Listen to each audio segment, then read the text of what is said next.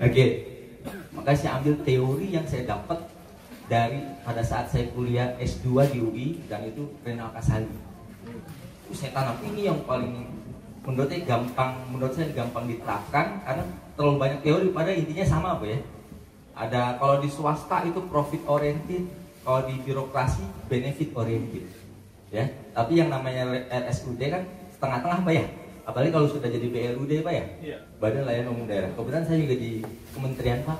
Iya. Saya di Kementerian Dalam Negeri, saya Widya Iswara. Saya sering juga ngajar di Klatim 3, 4, dan 2 di kementerian. Dari saya tahun lalu di Latsar ngajar di DKI, yang di Priok itu apa? Islamic Center. Iya, Jakarta Islamic Center. Ya, makanya saya bilang tanya siapa pesertanya. Oh, ya, saya. Kemudian saya sebelum jadi birokrasi saya pernah kerja di Deutsche Bank, Bank Jerman. Kemudian di Henkel Indonesia, perusahaan Jerman, bagian accounting. Dan S1 saya ekonomi, S2 saya manajemen di UI, S3 saya di Unpad. Dan saya pernah leadership program di Sandwich, dan program Sandwich di Canberra, ANU, dan program leadership training di Sunshine Coast. Intinya ternyata pas saya kuliah di Indonesia dan di luar negeri, bedanya cuma bahasa. Kalau Bapak Ibu sudah baca di internet, Bapak Ibu bisa jauh lebih pintar daripada narasumber. Cuman kalau nggak ketemu narasumber, Bapak Ibu tidak dapatkan pengalaman narasumber.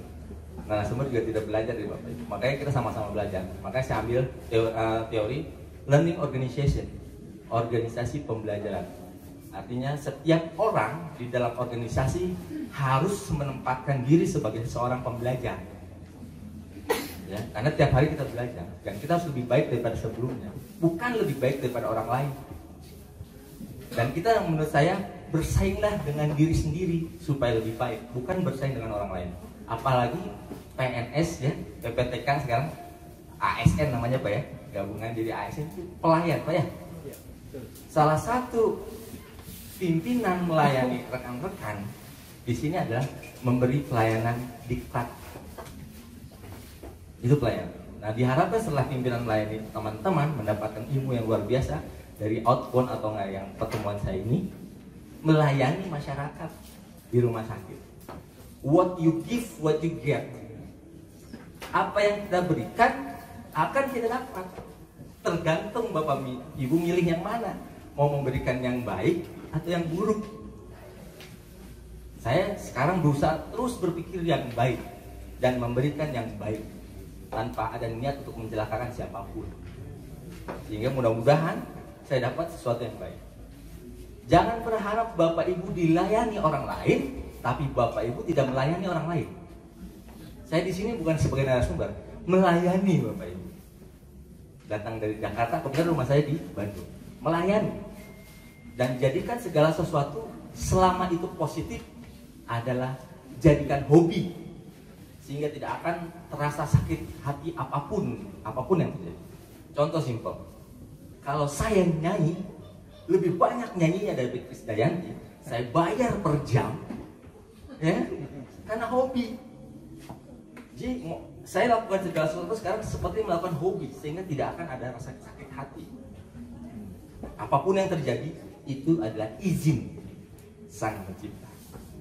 Saya campur-campuran nih. Karena saya juga pernah ESQ, Ari Ginanja, Emotional Spiritual Question. Ternyata yang paling terpenting menurut saya spiritual question.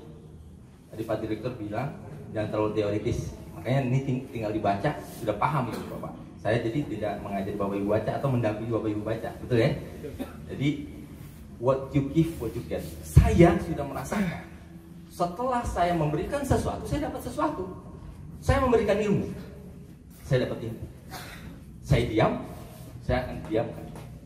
Saya berbuat baik, saya akan berbuat baik. Walaupun tidak langsung kepada orang yang saya hadapi.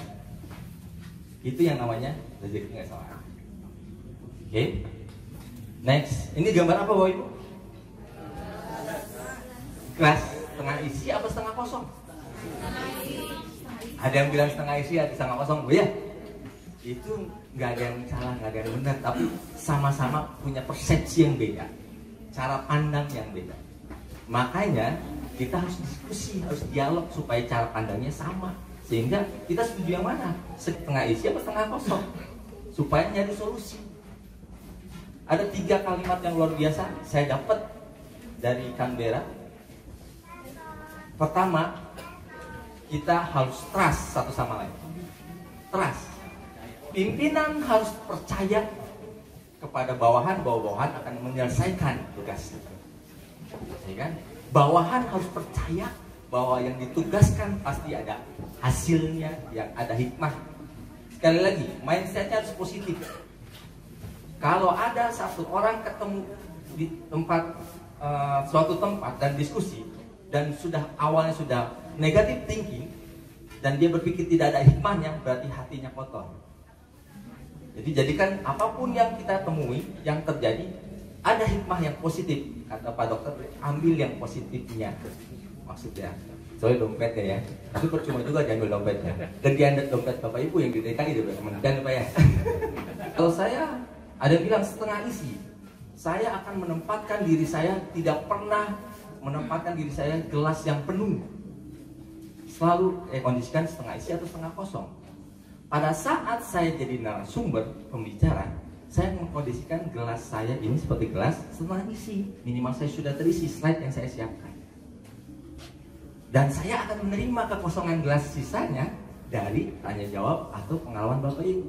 Sehingga nanti akan saling menguatkan. Pada saat saya jadi peserta, saya kondisikan setengah kosong. Karena saya nggak tahu kan isi slide yang akan disampaikan narasumber. Dan kalau saya ada masukan pengalaman, saya sampaikan tanpa harus mengetes narasumber itu. Kadang-kadang ada peserta yang gitu ya. Tapi itu, jadi yang penting komunikasi, sosialisasi, dan kolaborasi. 3 itu. Satu lagi tadi trust ya, saling percaya. Kedua, no blame culture. Jangan pernah menyalahkan budaya, but you have to change your mindset. Rubah cara berpikir, change your culture set, rubah budaya. Rubah lebih baik. Yang tadinya korupsi zaman dulu keterlaluan, pelan-pelan. Ada KPK, BPK sudah lebih, inspektorat lebih galak gitu ya, ya kan?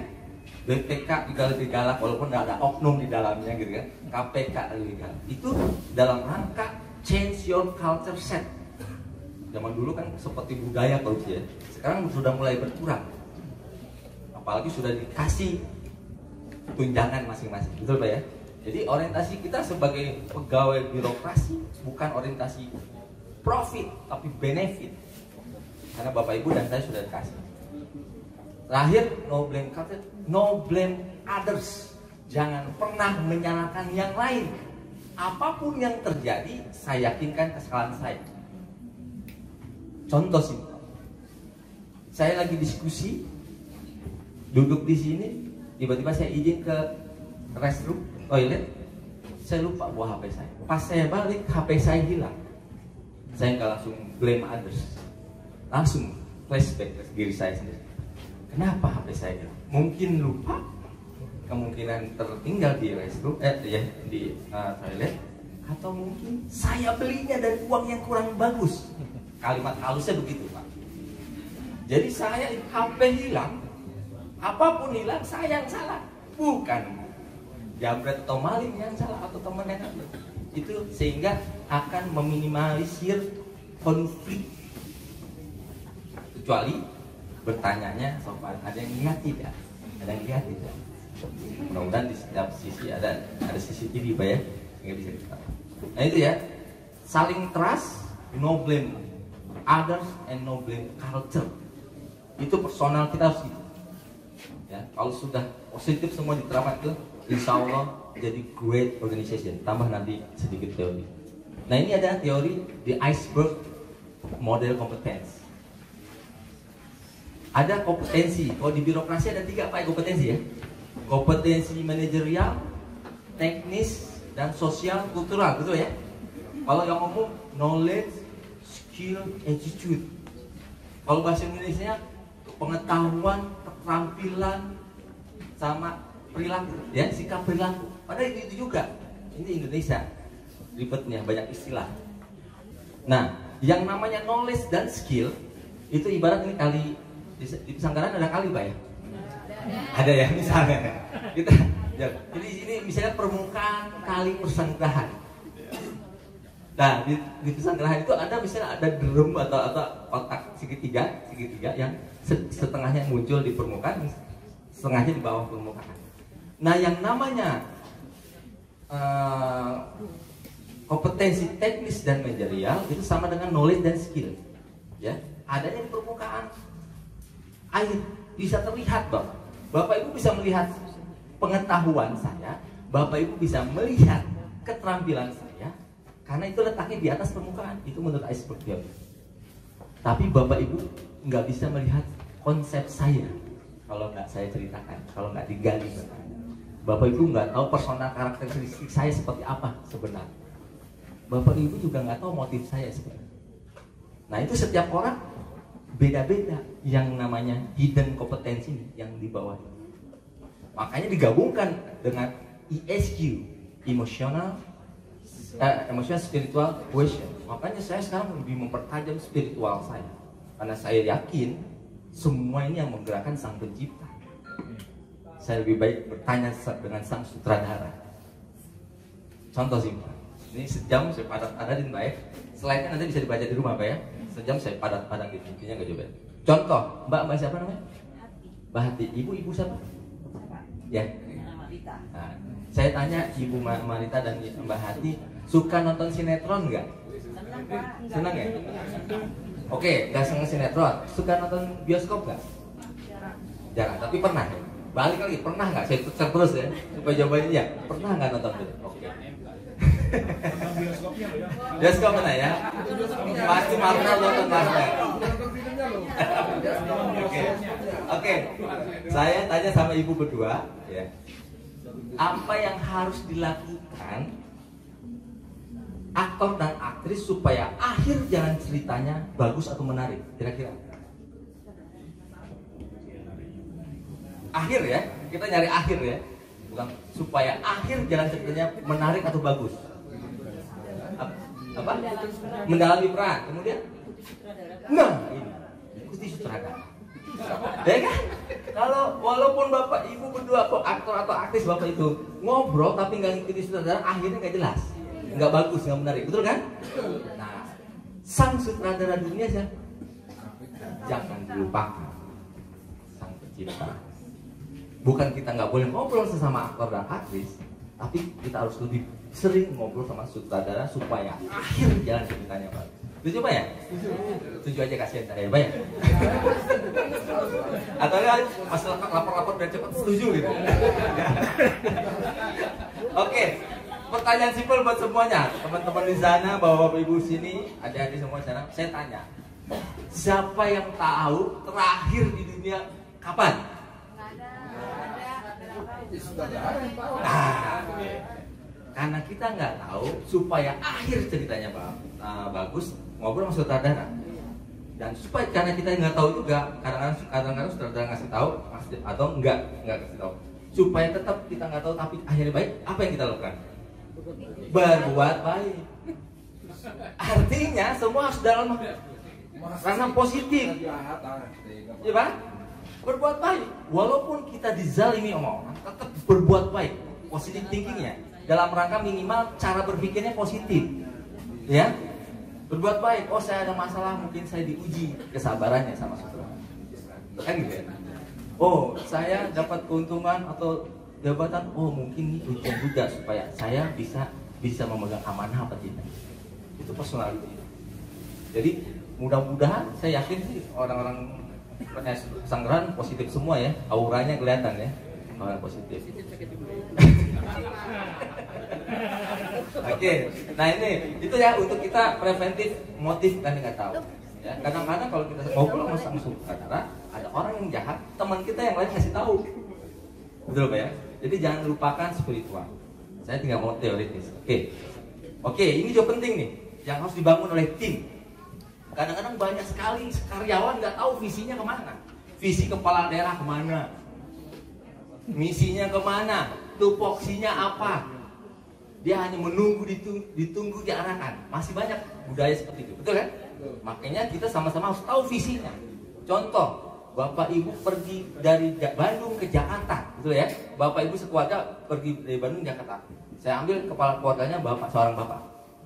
si bapaknya sebagai pimpinan nggak ngomong mau ke Jakarta dari Bandung, diem saja.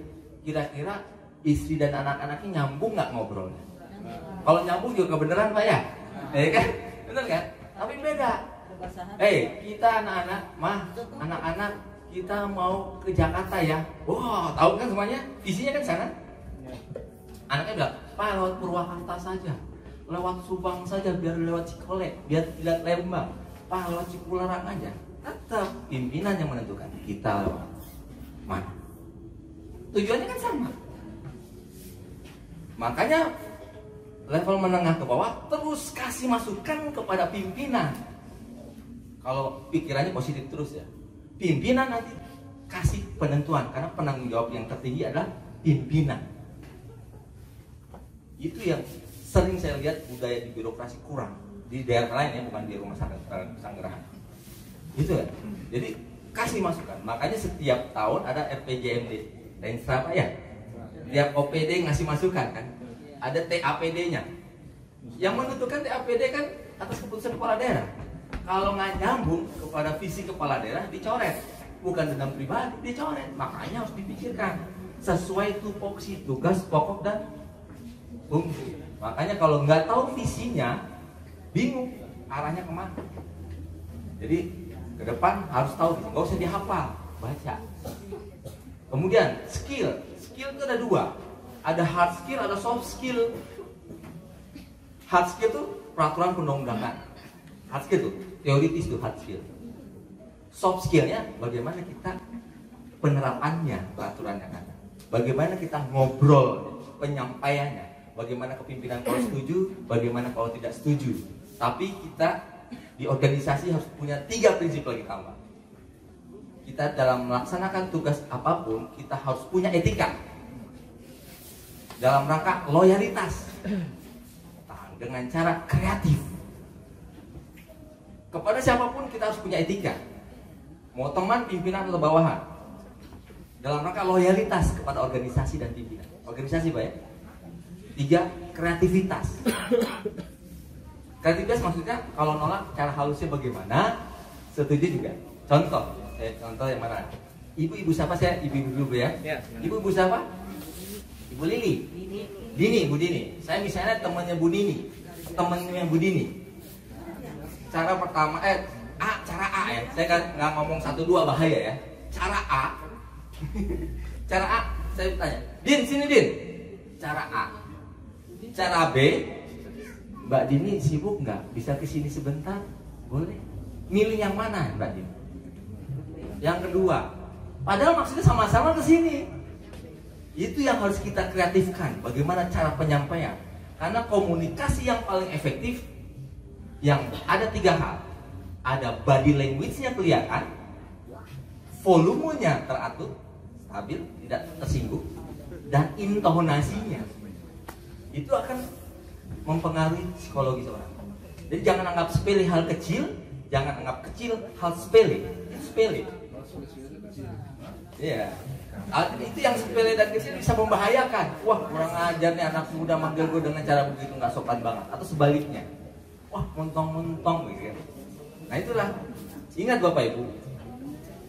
Mohon maaf, yang namanya setan menggoda dengan cara berbagai macam cara. Padahal kita tidak cukup benar, tidak cukup baik, tapi harus seimbang. Godaan terus ada. Ya. Oke, Pak ya. Ada udah 3 deh. Trust, no blame others, no blame culture. Punya etika, loyalitas, dan kreativitas. Kalau nolak juga enggak. Saya pernah nolak. Dan kamu jadi ya kita harus pakai soft skill. Makanya ada hard skill dan soft skill kan. Skillnya gitu ya. Hard skill ada otak kiri, ada otak kanan. Kiri teoritis, kanan seni, baik. Ada ilmu, ada seni. Punya ilmu, nggak punya seni, bagaimana menyampaikannya? Punya seni, nggak punya ilmu, apa yang mau disampaikannya? Jadi kita harus meningkatkan 2 sisi itu. Makanya ada kiri, ada kanan, ya kan?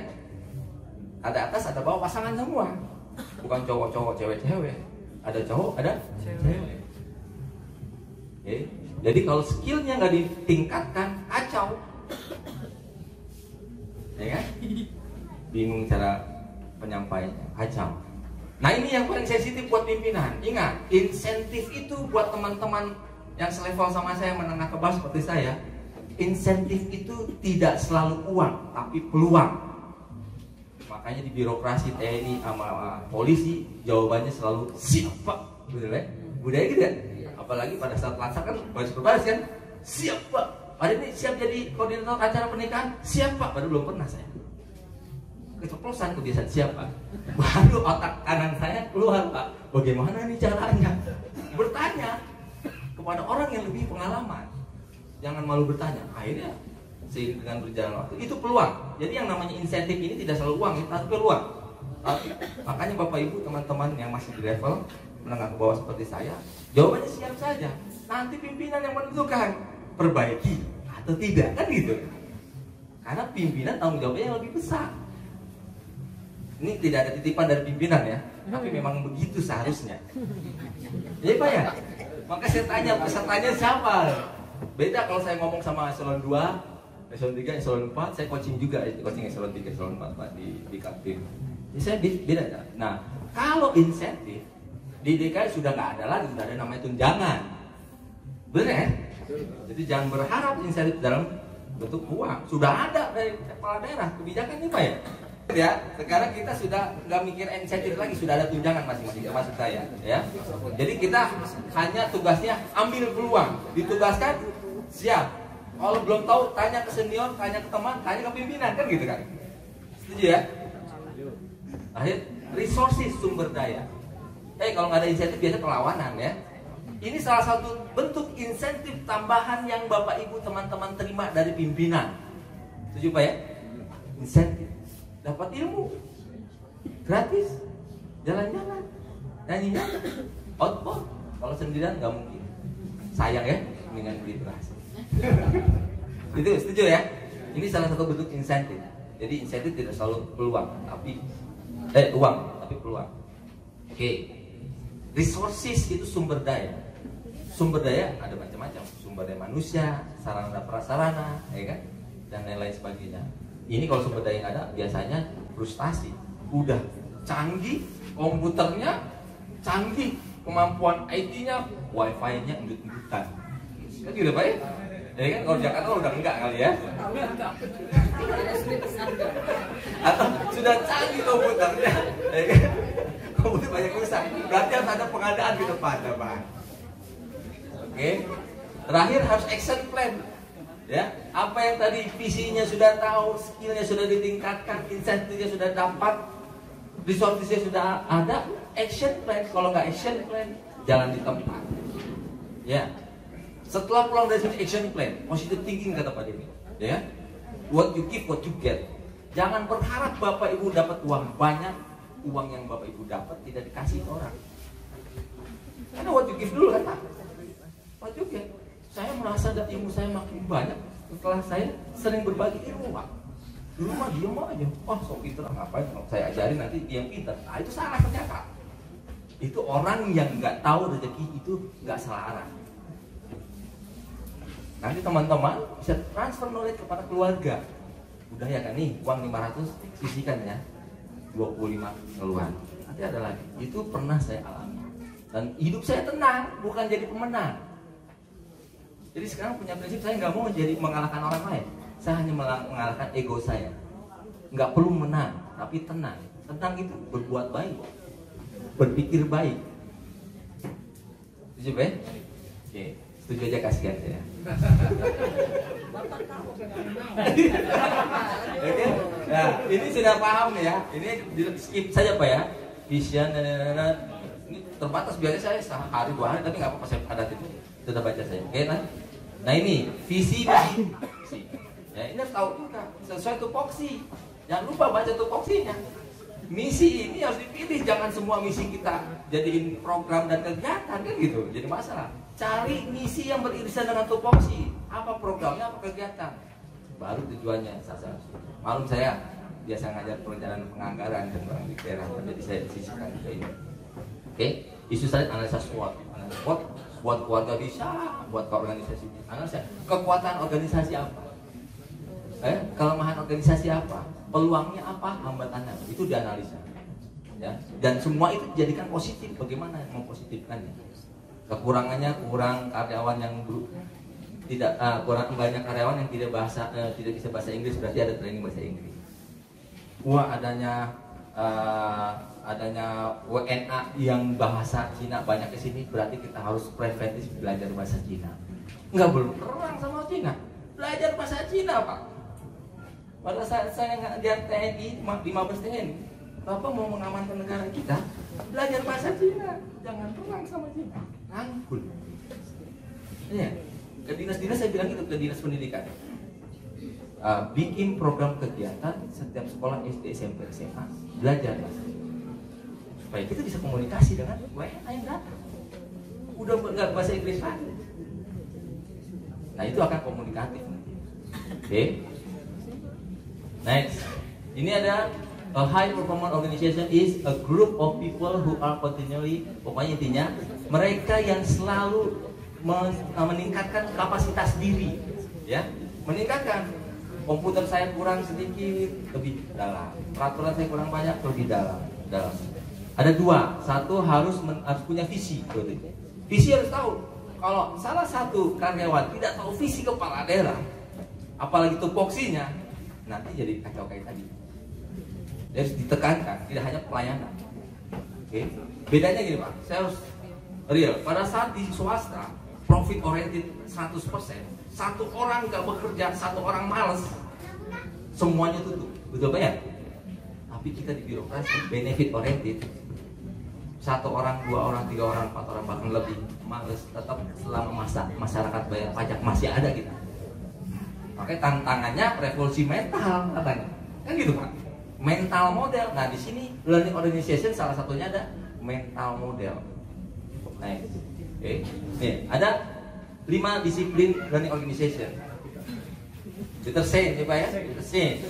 Building a shared vision, jadi harus kasih tahu visi. Kemudian personal mastery, masing-masing individu harus meningkatkan diri. Jangan bilang, sombong banget deh, mentang-mentang lebih pintar daripada gua. Nah, seharusnya belajar dari dia. Pertama kali saya masuk PNS, saya nggak tahu istilah RKA, SKPD kalau Bapak ya. Kalau di kementerian RKA ya, bener Pak ya? Bedanya itu doang. Nah yang di daerah DPA, di pusat DIPA kan gitu ya. Saya di bagian staf perencanaan, saya lagi kuliah SD. Saya nanya kepada teman saya yang bertahun-tahun kerjanya input RKA KL itu Pak, lulusan SMA Pak. Saya tanya dengan body language, intonasi, dan volume, Kang ajarin boleh nggak saya RKA? Jawabannya apa? Wah salah, seharusnya Kang Denny dong yang ngajarin saya, karena Kang Denny kan berpikir lebih tinggi. Woi, sakitnya tuh di sini Pak. Beneran tuh terjadi, sakitnya di situ. Tapi jawabannya saya satu, ya kan di kampus saya nggak belajar ini. Jurusan saya kan bukan perencanaan, jurusan saya yang ngajarin. Oh iya Kak, kapan Kang kita makan dulu. Soft skill saya kan? Iya kan? Iya, orang pasti akan ingat ya kan? Nah gitu, Kang, boleh nggak? Akhirnya saya minta gini, Kang, saya bagian bacain aja. Bayangkan, saya suruh bacain yang luar biasa lulusan SMA. Saya mau. Jadi saya rendahkan kedudukan saya. Kata orang, saya bacain. Oh, kamu coba gantian. Akhirnya enak. Akhirnya ilmunya saya dapat. Jadi ilmu itu tidak harus ada di kampus. Makanya saya awal tadi bilang, semua orang adalah guru, semua tempat adalah sekolah. Ini sekolah saya, Bapak Ibu guru saya, termasuk tim saya. Jadi never underestimate everyone that you meet. Jangan pernah menganggap remeh orang-orang yang ketemu sama kita. Karena setiap orang ada kelebihan, ada kekurangannya. Ambil kelebihannya, jangan pikirkan kekurangannya, jangan tiru kekurangannya. Everything is so simple if you think simple. Segala sesuatu sederhana kalau kita bikin sederhana. Ya. Next, percepat nih. Mental model. Mental model dari itu Android, jadi harusnya kalau ada orang yang menghina saya dapat dari Tukul Pak. Mental model. Lalu kuatlah mentalnya, ya kan? Tukul bilang gini, Tukul lulusan SMP, benar Pak ya? Tapi luar biasa. Dia pernah bilang ke saya gini, kalau ada orang yang menghina kita, bantu dia menghina kita. Jangan balas dia, menghina dia. Tanuk pun, maksudnya apa? Sekarang saya begitu. Pak Denny kemana aja, kok nggak pernah kelihatan sebulan di kantor misalnya, kan fungsional gitu. Ada, bukan sebulan kok, 2 bulan. Padahal saya kan komunikasi sama pimpinan dong, nggak perlu sama teman saya. Tapi kadang-kadang ada yang kepo kan gitu kan. Kan yang menilai saya bukan teman saya, tapi ada aja kayak gitu. Ada senang lihat orang susah, susah lihat orang senang. Pak Denny, gue tiap hari ke ruangan Pak Denny nggak ada di depan eselon 2 Pak. Tapi eselon 2 kan saya selalu izin sama eselon 2 ya. Termasuk saya kesini saya izin, walaupun keluar jam kantor, menghargai saya. Itu etika. Ya. Kemarin tiap hari keluar ruangan lu nggak ada kok, kemana? Ada. Gue di ruangan lu nggak ada. Oh, gue mungkin di ruangan yang lain. Intonasi tenang Pak, kayak Muhammad Ali Pak. Iya kan? Stabil, dia menang terus. Kalau ibu bapak emosi, gampang dikalahkan. Bener ya? Pancing emosi. Lurus flat. Saya ada. Oh enggak, saya keliling ruangan nggak ada. Oh mungkin saya ke toilet. Nggak mungkin kan dia nyari saya ke toilet kan? Bener kan? Oh mungkin saya ke toilet. Masuk ke toilet lama. Tiap hari ke toilet. Iya, saya kan sehat. Tiap hari ke toilet saya begitu. Gitu. Terus gini aja Kang, simpel. Depan pimpinan Pak, pimpinan mah ketawa-ketawa aja. Orang saya dupak dia yang nilai kan, absen kinerja dia yang si kerja dia yang nilai kan, itulah. Saya bilang, gini Kang, kalau Akang mau ketemu saya, Akang telepon saya atau SMS saya. Pada saat SMS nyampe, telepon nyampe, saya langsung keluar dari toilet. Akhirnya apa yang terjadi? Jarang sekali sekarang orang yang kepo ke saya, karena capek, karena dia saya bantu untuk menghina saya lagi. Itu ya. Jadi jangan permasalahkan. Itu mental model. Ya, jangan bahas dendam cuma. Ya. Kemudian team learning tidak ada yang namanya Superman. Kita tim. Makanya kalau personal saya kurang lengkap pakai organisasi. Superman itu hanya di film dan itu juga fiktif, bukan fiksi ya. Fiktif udah jelas tuh, ya kan? Fiktif. Superman nggak ada. Film begini-gini dia sempit gitu kan, ditiup-tiup ya, pakai kipas angin yang besar. Ya. Efeknya aja yang bergerak kan gitu. Yang namanya Superman ya fiktif, makanya jangan berasa ini gara-gara gue tuh dia begitu. Ini karena gue, jangan. Tapi super team, being a great team, great organization. Jadi ada istilah blind spot yang tidak terpikirkan oleh pimpinan, yang tidak terpikirkan oleh bawahan, kadang-kadang terpikirkan satu sama lain saling melengkapi. Itu yang namanya nobody's perfect, tidak ada yang sempurna. Ya, jadi saling mengisi. Yang terakhir system thinking, berpikir sistem.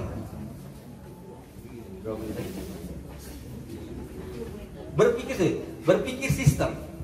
Contoh, saya misalnya, Mas siapa namanya? Mas Willy. Mas Willy suka main sepak bola? Suka. Suka aja kasihan si bapak. Atau enggak suka nonton bola enggak? Suka. Pemain favoritnya siapa? Tahu dia. Pemain favoritnya banyak. Valentino Rossi. Kita ambil Lionel Rossi ya. Rossi.